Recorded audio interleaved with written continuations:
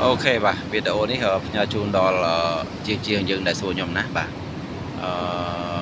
ជាងទៀបពោះទៀបបាទជាងទៀបពោះទៀបបាទ Supreme បាទ430 DS បាទអូខេយើងបើកក្បាលម៉ាស៊ីនបាទបន្ទាប់មកចូល menu បាទ menu ហើយយើងចូលខាងឆ្វេងដៃមួយចូលខាងឆ្វេងដៃមួយទៀតណាបងប្អូនមើលលេខ471នេះ471ណា471បាទបន្ទាប់មកយើងចូលណាចូល471អញ្ចឹងអាលេខនេះកាន់តែខ្ពស់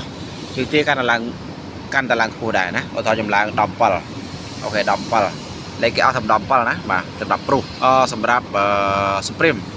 ណា17គឺគេខ្ពស់ខ្លាំងណាឥឡូវជាមួយខ្ញុំថយអស់យើង enter យើងថយណាបាទថយចុចក្បាលម៉ាស៊ីនមួយបាទបងប្អូនឃើញទេខ្ពស់ច្រើនណាខ្ពស់ច្រើនអញ្ចឹងបើបងប្អូនថាអូខ្ពស់ពេកបាទខ្ពស់ពេកឬក៏សុបគេថាអូជាងខ្ពស់ពេកហើយហ្នឹងហើយអញ្ចឹងយើងចូលក្បាលម៉ាស៊ីនវិញណាបន្ថយវិញដូចគ្នាចូល menu ចូលខាងឆ្វេងមួយទៀតបាទបន្ទាប់មកយើងរកលេខ471ដូចគ្នាយើងចូលមកបាទ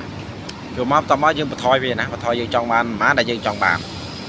ប៉ុន្តែតើយើង enter បានជាប់ណាបើថាយើងចង់បានត្រឹមលេខ12អញ្ចឹងណាអញ្ចឹងមានន័យថាលេខ12វាចុះមកទៀបទៅរហូតដល់លេខប្រមាណនៅក្រោមដែលយើងចង់បានទៅបន្ទាប់មកយើង enter ណា enter យើងថយអស់មកវិញមកបាទ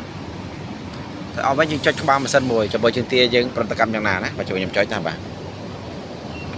អូខេបាទបងប្អូនឃើញទេរៀងល្មមមួយដៃខ្ញុំល្មមបាទអាហ្នឹងគឺសម្រាប់ជើងទាខ្ពស់ទៀបណាបាទជើងទាខ្ពស់ទៀប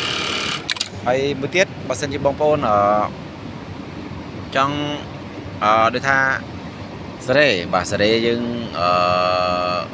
បញ្ចូលឡើងខ្ពស់ទៀបវិញបាទចូលឡើងខ្ពស់ទៀបវិញបងប្អូនអាចចូលទៅ